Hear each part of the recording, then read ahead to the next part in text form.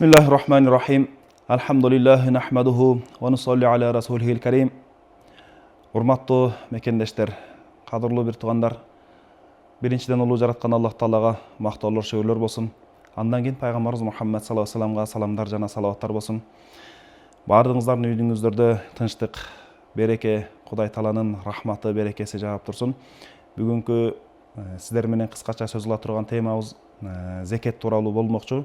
Бул зекетти эми кыска убакытта гана түшүндүрүү өтө оор, бирок ошентсе дагы бир аз фазилеттеринен, зекетти берүүнүн жол жоболорунан айтканга аракет кылалык. Бардыгыңыздардын туткан орозоңуздар, кылган дуа тилектердин баардыгын Кудай Таалам кабыл кылган болсун.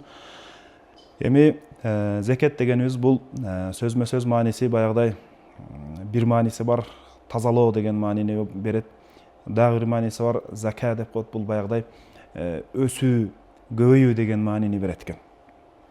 Ошол себептен ушул маанилерге келип туруп, кээ бир аалымдарыбыз бул зекет берген кезде, бирөөгө садака берген кезде эч кандай баягыдай байлыктан кемийт, байлык азаят. Бирок баягыдай берекеси жагынан дагы артып көбөйүп турат деген сөз деп маани деп чечмелеп беришет. Эми тазалоо дегенде кандай? Мисалы үчүн зекет бул башынан келелик, зекет бул парыз. Ар бир колунда бар инсандарга парыз. Пайгамбарыбыз саллаллаху алейхи вассалам өзүнүн хадисинде айтат: "Бунияль исламу аля хамсин" дейт. Ислам дини, ислам 5 нерсенин үстүнө куралды дейт. Мындайча айтканда 5 түркүк бар, ошол 5 түркүктүн үстүнө куралды дейт.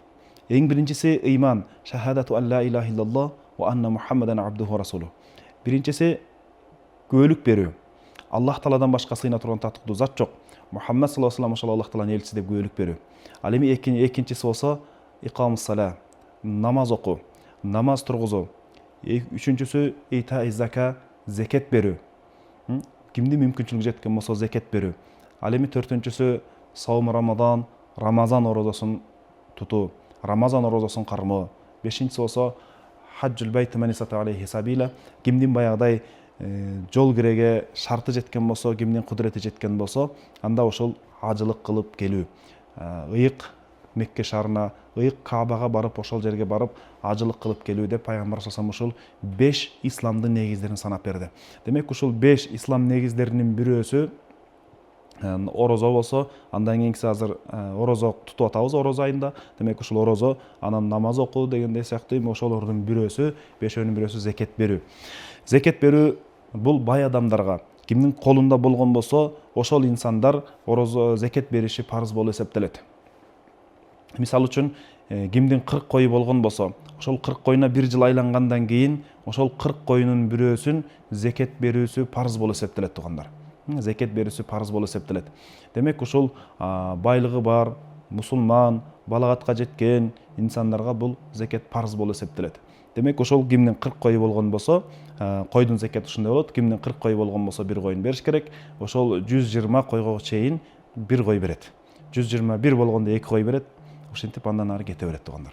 Ал эми уй баласынан зекет берүү болгон болсо, кимдин 30 уй болгон болсо, 1 жашка толуп 2 жашка кеткен торпокту зекет бериш керек болот. Кимдин 40 уй болгон болсо, анда 2 жаштан толуп 3 жашка кеткен торпок бериш керек болот. Ошентип ар бир 30-40та эсептелип, ошентип кете берет. Демек уйдуку ушундай экен.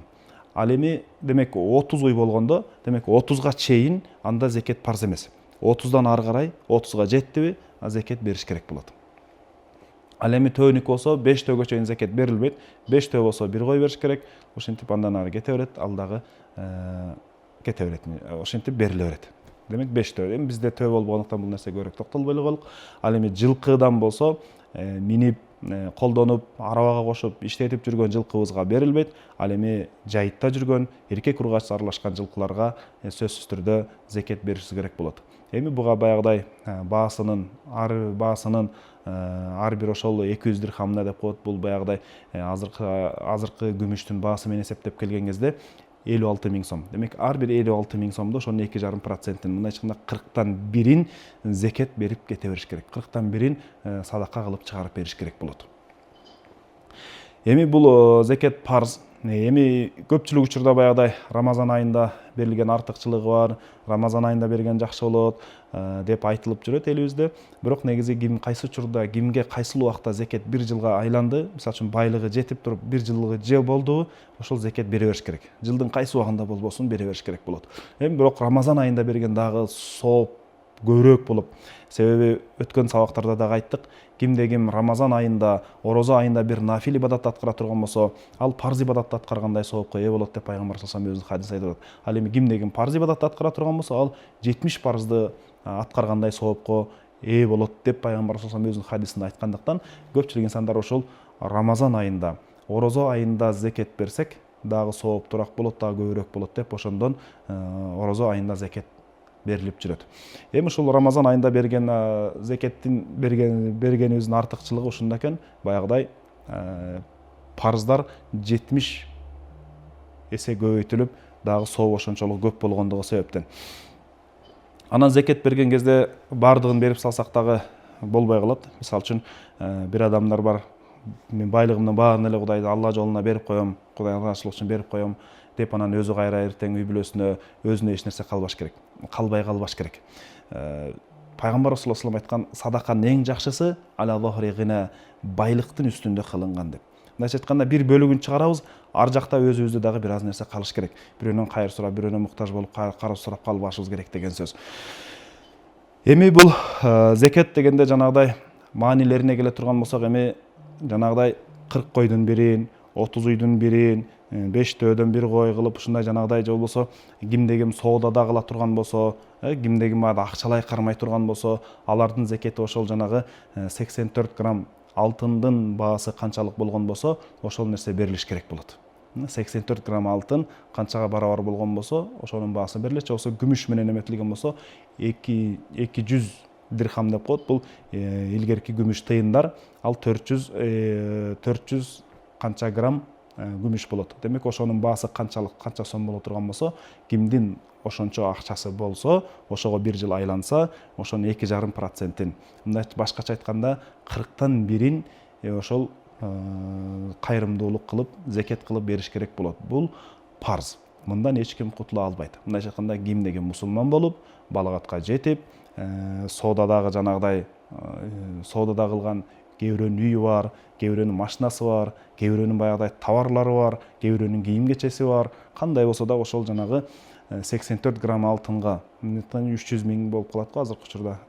Так эсимде жок. Ошол 300 миң тегерегинде сом болуп, кимдики боло турган болсо, ошол зекетти бериш керек болот тугандар. Бул парыз болуп эсептелет. Эми пайгамбар саллаллаху алейхи вассалам өзү ошону айтып атат. Кимде ким бараңарда, кимде ким байлыгы жетип, зекетин бере турган болсо, баягыдай бирөөнөн кайыр сурап калбагандай кылып, өзүнүн үй бүлөсү дагы ачка калып калбагандай кылып, аркасына дагы бир нерсе калсын дейт. Демек ошол 40тан бирин бере турган болсо, калган 39 бөлүгү өзүбүздө калыш керек деген сөз тугандар. Эми бул баягыда бардыгын берип салып эртең күнү өзү да кайра муктаж болуп калбаш керек. Ушундай. Эми зекет бир эле ошол малда бар, байлыкта эле эмес, балким жанагыдай түшүмдө дагы берилет тугандар. Мисалы үчүн жазда жер иштетип, жер айдайбыз, күздө кайра ошол түшүмдү жыйнап алабыз. Ошол түшүмдүн 1/10 чыгарып берүү, бул дагы ошол түшүмдүн зекети болуп эсептелет. Үшүр деп коебуз муну. Үшүр дегени арабчадан кыргызчага отурганда 1/1 деген сөз. Демек ошол алган түшүмдүн 1/10 кайрымдуулук кылып, жанагыдай муктаж инсандарга таратып берүү, бул да ошол түшүмдүн зекети болуп эсептелет. Эми зекет дегенде тугандар жанагы башында айтып өттүк, тазалоо. Биз кимде кайсы бир инсанга байлык жетип, бай болуп, ошол эмесинде жанагыдай жанагы айтылган чектерди айттык, нисап деп коет. Ошол нисаптарга кимдин байлыгы жеткен болсо, ошол бир жыл айланганда зекетин бериш керек болот. Эгерде зекетин бербесе, ошол жерде муктаж адамдардын жанагыдай жакыр инсандардын акысы бар болуп эсептелет. Жанагыдай бир бөлүгүн чыгарып берген кезде, калган 39 бөлүгү өзү үчүн, балдары үчүн таза болуп эсептелет. Жанагы тазалоо деген мааниси ушул экен. Демек, башка инсандардын, муктаж инсандардын акысын ошол өзүбүздүн байлыгыбыздан тазалоо. Өзүбүз үчүн, үй бүлөбүз үчүн тазалоо деген сөз, таза кылуу деген сөз болуп эсептелет. Ал эми жанагы өсүү деген маанисин айттык. Бул сөз түрдө калган ушул байлыгыбыздын 39 бөлүгүндө биз үчүн, үй бүлөбүз үчүн, өзүбүз үчүн эмне болуп эсептелет? Ошол калган байлыгыбызда береке болуп эсептелет. Ошого туугандар, зекет бергенибиз кимдин колунда мүмкүнчүлүгү жеткен болсо сөзсүз түрдө зекет бериш керек болот. Бизде ибадаттар, амалдар эки түрлүү болуп эсептелет. Бирөөсү ушул дене мүчө менен кылган ибадаттар. Бирөөсү биздин денебиз менен, мүчөлөрүбүз менен кылган ибадаттар. Бул кандай? Намаз окуу, орозо тутуу дегендей. Ушулар биздин дене мүчөбүз менен кылган ибадаттар болуп эсептелет. Ал эми экинчи бир түр ибадат бул биздин жанагыдай байлыгыбыз менен, биздин акчабыз менен кыла турган ибадаттар. Алар ушул биздин фитр садакабыз, зекетибиз, үшүрүбүз, жоксо жөн кылган садакаларыбыз, кайрымдуулуктарыбыз, ушул нерсенин баардыгы биздин акчабыз менен, байлыгыбыз менен кылган ибадат болуп эсептелет. Эми Кудай Таалам ошол ыйык айда турабыз туугандар. Ушул Кудай Таалам ушул ыйык айда дене мүчөбүз менен дагы, ошондой эле байлыгыбыз менен, акчабыз менен садака кылып, ибадат кылууну насип кылган болсун. Баардыгыңыздардын туткан орозоңуздарды Кудай Таалам кабыл кылсын.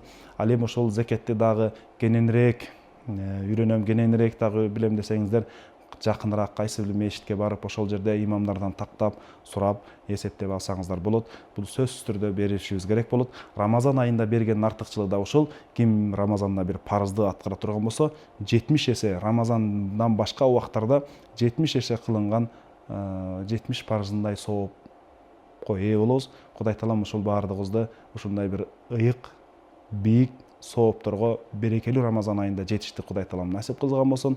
Баардыгыңыздардын туткан орозоңуздар, дуа тилектериңиздер, бирибизге кылган ооз ачар кылган, деги эле кылган ушул Рамазан айында кылган жакшылыктарыбызды Кудай Таалам кабыл кылсын. Ассаламу алейкум ва рахматуллахи ва баракатуху.